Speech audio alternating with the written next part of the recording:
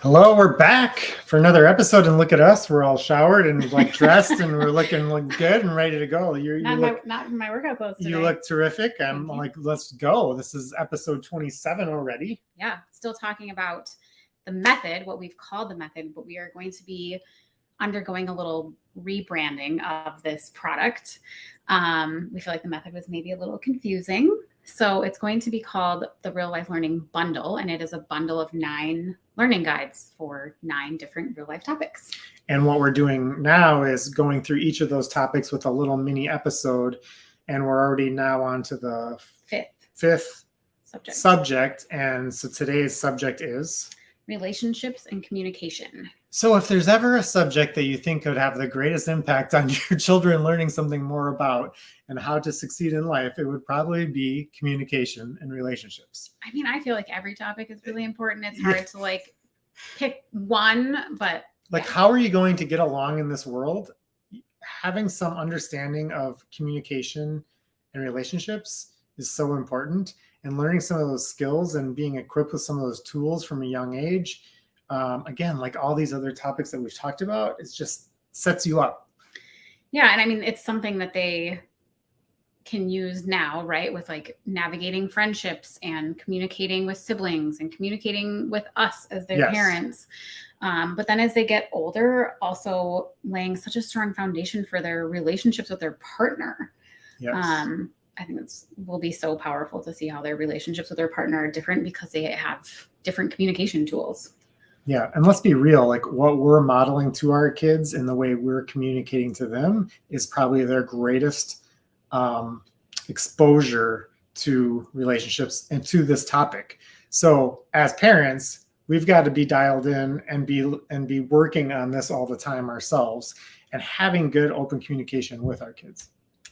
So each of the 9 learning guides has 4 subtopics. It's broken down into 4 sections. And for this subject, for communication relationships, the first one is communication styles and tools, and really having those, tools in your tool belt to be able to communicate in different ways in different situations.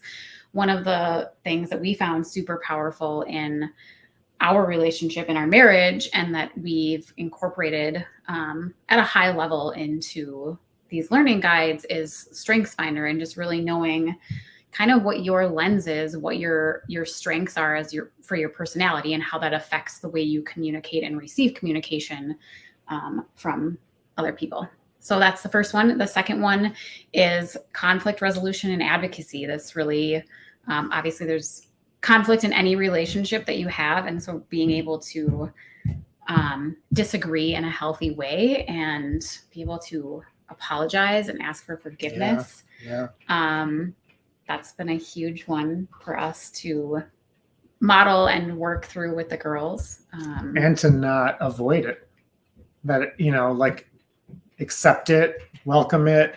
Don't think of conflict as some negative source, but as rather an opportunity to even advance relationships farther. Like anytime we've ever had conflict, once we've resolved the conflict, we get to a better place, right? So yeah, that works better than the avoiding strategy. Yeah.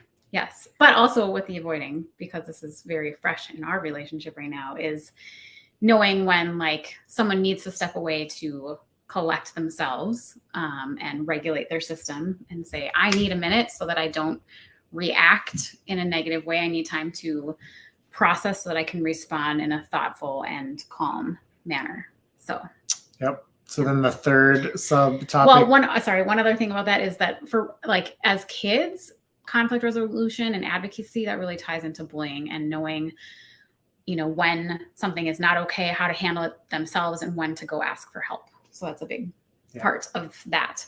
And then that kind of leads into the last 2 subjects, which are family and friends. How do you communicate effectively as a family? Because sometimes that can be the hardest. You're stuck with them all the time.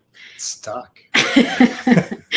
And then what makes a good friend? How can you be a good friend? Yeah. How do you pick good supportive friends? If someone's not being a good friend, how do you step away from them?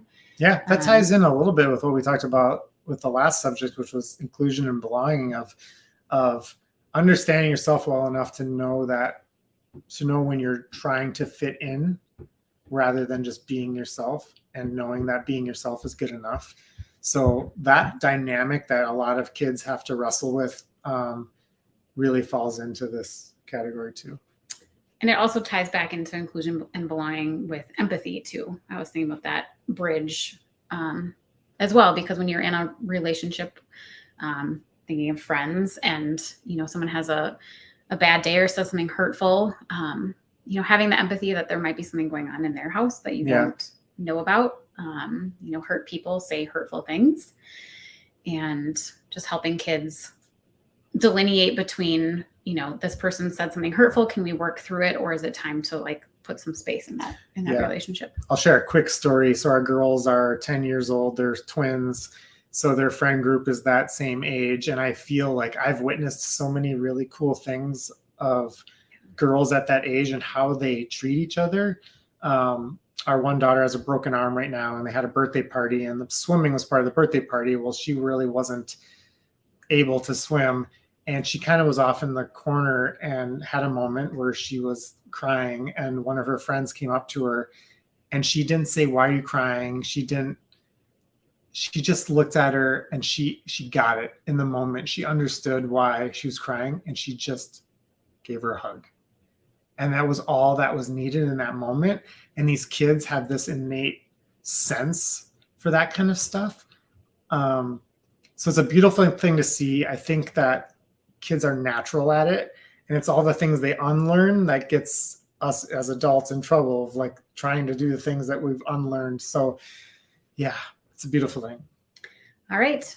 Have a great weekend. Our next topic is leadership. Ooh, let's do it. All right. Talk to you next time. Real topic, real talk, real topics. Real topics, real talk, real life learning, real life lounge.